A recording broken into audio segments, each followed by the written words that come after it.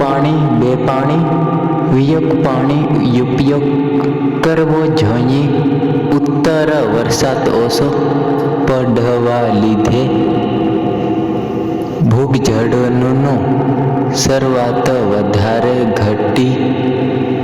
આને લીધે ભૂજળનું વધુ ઉપયોગ કરીને શકાશે તેમ નહીંથી વસ્તી વધારે સાથે પાણીનો ઉપયોગ કરનારા લોકોની સંખ્યામાં પણ વધારો થાય છે.